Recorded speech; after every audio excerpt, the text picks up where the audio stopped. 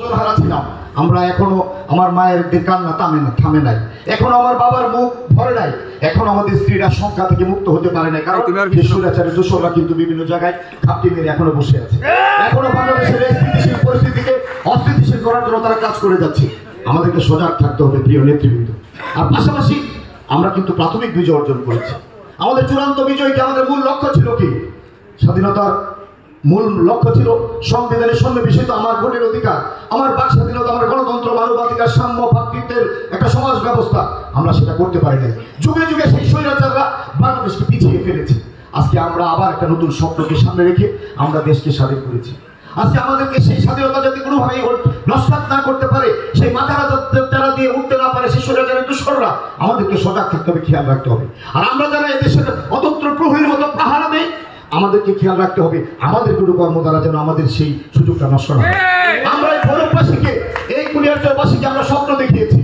আমরা সাম্য, ভ্রাতৃত্ব, এদেশের সহ অবস্থান, এদেশের গরিব দুঃখী সাধারণ মানুষের ভাগ্যের পরিবর্তনের জন্য আমরা কাজ করব। আর সেই কাজ করতে হলে আমাদের নেতা বিএনপি ভারপ্রাপ্ত চেয়ারম্যান প্রতি মুহূর্তে বলছে, আমরা কখনো পিছনে দরজা দিয়ে ক্ষমতা যাই না। আমরা মানুষের ভোটের অধিকার বিশ্বাস করি, আমরা মানুষের ভোটকে বিশ্বাস করি। আমরা সেই অধিকার এখনো কিন্তু ফিরিয়ে দিতে পারি নাই।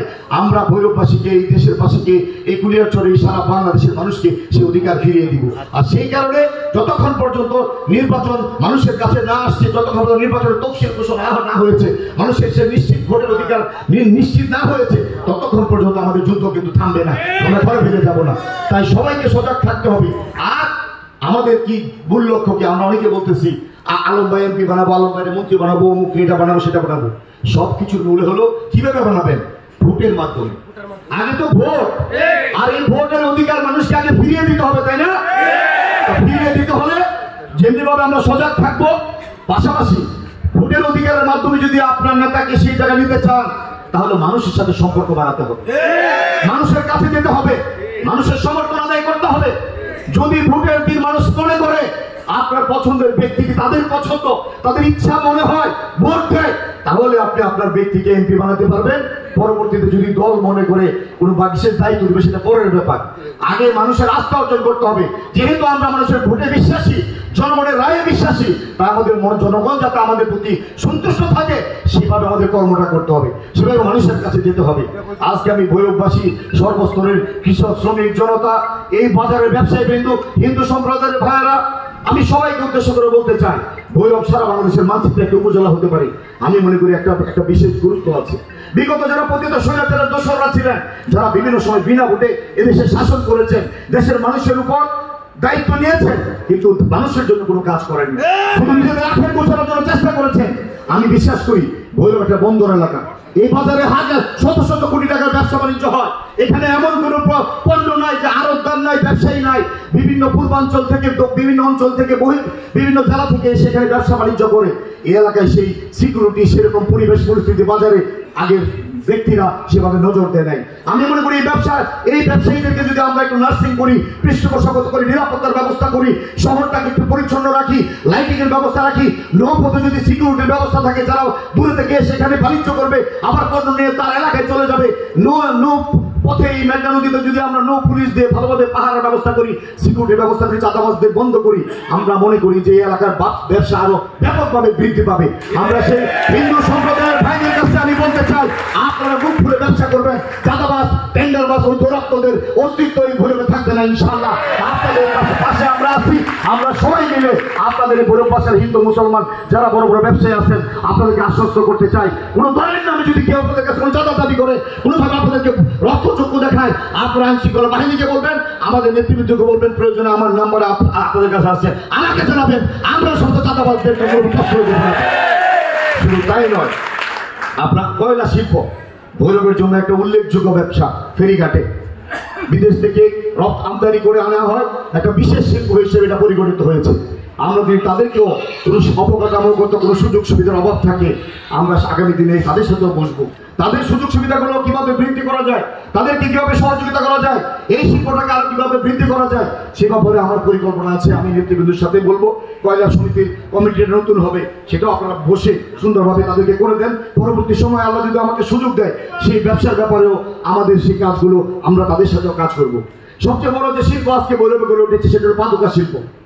আমার জানা মতে 2000-এর উপরে শুধু ফ্যাক্টরি আছে এবং 50টার উপরে মেকানিক্যাল মেশিনারিজের মাধ্যমে চায়না থেকে যে জুতা ইনপুট হতো, এখন ভৈরবে সেটা অটো মেশিনের মাধ্যমে শিল্পটা, জুতা শিল্প বৃদ্ধি হয়েছে। মেটেরিয়ালসের দোকান আছে, কারখানা আছে, কর্মচারী আছে, দোকানদার আছে, বিভিন্নভাবে এই শিল্পটা ব্যাপকভাবে বৃদ্ধি হয়েছে। বিশেষ করে পৌরসভা সহ শিবপুর ইউনিয়ন, কালিকা প্রসাদ ইউনিয়ন, গজারি ইউনিয়ন সহ বিভিন্ন জায়গায় বাড়ি বাড়িতে এই শিল্পের প্রসার। আমার জানা মতে 1.5 থেকে 2 লক্ষ লোক এই শিল্পের সাথে সংশ্লিষ্ট। আমরা যদি তাদের স্বল্প সুদে ঋণের ব্যবস্থা করতে পারি, তাদের কি কি সমস্যা আছে সেই শিল্পটার দিকে আমরা নজর দিতে পারি, অনেক বেকার সমস্যার সমাধান হওয়ার মতো বিষয়। আজকে ভৈরব শহর রক্ষা বাঁধের নামে আমি আগেও বলেছি, এটা একটা বিশেষ গ্রাম রক্ষা বাঁধ হয়েছে, শহর রক্ষার নামে লুটপাট হয়েছে। এই এলাকায় অনেক সমস্যা, এই সমস্যাগুলো ভৈরবের কেউ খেয়াল করে নাই, শুধু নিজেদেরকে নিয়ে ব্যস্ত ছিল। আজকে ভৈরব পৌরসভায় বিভিন্ন জায়গায় রাস্তাঘাটে ময়লা আবর্জনা, বৃষ্টি হলে ভৈরব পৌরসভার মধ্যে পানি লেগে থাকে, চলাচলের কোনো ব্যবস্থা নাই। আজকে আমাদের মা বোনরা বাজারে ব্যবসা করতে বিভিন্ন সময় বিভিন্নভাবে বাজারে আসে, বিভিন্ন ইয়ে করতে অনেক জায়গায় আমরা শুনি, বা ব্যবসায়ীরা যত বাড়ি থেকে যায় পৌরসভার পরে স্টেডিয়ামের আশেপাশে নির্জন জায়গাগুলোতে ছিনতাইকারী, বিভিন্নভাবে মাদক সেবনকারীরা স্টেপ করে টাকা পয়সা দিয়ে দেওয়া, অনেকভাবে মানুষ লাঞ্ছিত হয়, অনেকে মারাও গেছে বিগত দিনে আমরা খেয়াল করেছি, এবং তাদেরকে দলীয়ভাবে পৃষ্ঠপোষকতা হলো ওই সমস্ত সন্ত্রাসীদেরকে। আজকে আমাদেরকে সেই জায়গাগুলো নজর দিতে হবে। আর সবচেয়ে বড় সমস্যা হলো মাদক। এই মাদক ভৈরব একটা ট্রানজিট পয়েন্ট, মাদক আমাদের সমাজকে ধ্বংস করে দিয়েছে। আমরা জাতীয়তাবাদী দল আপনাদেরকে আশ্বস্ত করতেছি, যদিও পরিপূর্ণভাবে আমরা দায়িত্বে নয়, আমরা সরকারের বা প্রশাসনকে সেভাবে বলতে পারি না, যতটুকু দায়িত্বের মধ্যে পড়ে রাজনৈতিক সচেতন কর্মী হিসাবে, এই এলাকার একজন খাদেম হিসেবে, মানুষের যেহেতু কাজ করি, জনগণের জন্য কাজ করি, প্রত্যেক সময় প্রশাসনকে বলা আছে মাদক সেবনকারী, বিক্রেতা, আড়তদারি, চালান জ্বালাই, যেই দলেরই হোক, তার পরিচয় জানার কোনো প্রয়োজন নাই, জিরো টলারেন্স ওখানে দেখাতে হবে। আমাদের নেতাগুলোকে আমি সাবধান করি, কেউ এই সমস্ত কর্মকাণ্ডে জড়িত হবেন না। আমরা খেলাধুলা সহ বিভিন্ন বিষয়ে আমরা নজর দিচ্ছি, ভবিষ্যতেও নজর দেব, যাতে যুব সমাজকে আমরা ওই জায়গা থেকে ডাইভার্ট করতে পারি। আমরা এই ভৈরবকে একটি মডেল ভৈরব উপজেলা হিসেবে গড়ে তুলতে চাই। আমি আজকে ভৈরবের সর্বস্তরের মানুষের কাছে নিবেদন করবো, আপনারা অনেককে অনেক বড় বানিয়েছেন, অনেক দায়িত্ব দিয়েছেন। আমি আপনাদের একজন নগণ্য রাজনৈতিক কর্মী হিসেবে বলতে চাই, যদি আপনাদের দিন আসে, আপনাদের ভোটের অধিকার আমরা ফিরিয়ে দিতে পারি। আজকে যারা নিহত হয়েছে তাদের আত্মা শান্তি পাবে, যারা আহত তারা শান্তি পাবে, যে মুরব্বী আমাদের কাছ থেকে চলে গেছে, ভৈরবের যারা এই ভৈরবের ঐতিহ্যকে ধরে রাখার চেষ্টা করে আজকে দুনিয়া থেকে চলে গেছে, তারা শান্তি পাবে যদি আপনারা সঠিক জিনিসটা চিন্তা করে, আপনার চিন্তিত রায় যদি সঠিক জায়গায় আপনারা দিয়ে একটা ব্যক্তিকে আপনাদের সেই কাঙ্ক্ষিত জায়গায় পাঠাতে পারেন, আমরা বিশ্বাস করি তাহলে মানুষের ভাগ্যের পরিবর্তন হবে। আমরা আপনাদের একজন নগণ্য রাজনৈতিক কর্মী হিসেবে একটিবার আমি আপনাদের কাছে সেই সুযোগটা চাই, আপনারা আমাকে একটু কাজে লাগান। আমি যে দলটা করি, এই দলের যিনি চেয়ারপারসন দেশনেত্রী বেগম খালেদা জিয়া, যে এই দলের যিনি ভারপ্রাপ্ত চেয়ারম্যান জনাব তারেক রহমান সাহেব, আমি আপনাদেরকে আশ্বস্ত করতে চাই, ওনারা আমাকে অত্যন্ত স্নেহ করেন, একজন কর্মী হিসেবে আমাকে অনেক মূল্যায়ন করেন। আপনাদের শরীফ আলম আজকে অনেক উপরে পাঠিয়েছেন, আপনারা অনেক বড় নেতা বানিয়েছেন, আপনারা শুধু একবার একটি দায়িত্ব আমাকে দেন, আমি আমার জীবনের সর্বস্ব দিয়ে আমার এখান থেকে নেওয়ার কিছু নাই। আমি ভৈরববাসীকে আশ্বস্ত করতে চাই, আপনারা বড় উপজেলা, বড় জায়গায় আপনাদের সম্মানিত যে জায়গায় থাকার কথা, রাজনীতিবিদরা নিজেদের কারণে, নিজের আখের পোছানোর কারণে, নিজেরা কোটিপতি হওয়ার কারণে ভৈরবকে দিন দিন পিছিয়ে দিয়েছে। ভৈরবের নাম আজকে মাদকের শহর হিসেবে পরিণত হয়েছে। ভৈরব আজকে পত্রিকা খুললে প্রতিদিন স্টেপ করে ব্যবসায়ীরা নিহত হয়, অনেকে আহত হয়। আজকে জায়গা জমি দখল করে চাঁদাবাজরা, দখলবাজরা আজকে মানুষকে ব্যতিগ্রস্ত করে ফেলেছে। যেই ভৈরবকে সুন্দরভাবে সাজানো যেত, ভৈরবকে আজকে একটা সন্ত্রাসের নগরীতে পরিণত করছে। বিগত সময়েরা আমরা দেখেছি অবৈধ অস্ত্রের ঝঞ্ঝনানি, তাদের কোনো ভাগ্য পরিবর্তন, ভৈরবের মানুষকে বারবার ভোট দিয়েছে, অথবা ভোট না দিলেও জোর করে থেকে বসে মানুষকে শুধু ব্যবহার করেছে, তারা কখনো এই দেশের মানুষের চিন্তা করে নাই।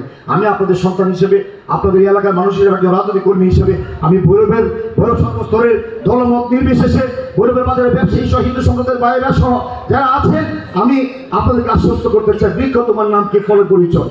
আমি কোথায় বিশ্বাসী নই, কাজে বিশ্বাসী। একবার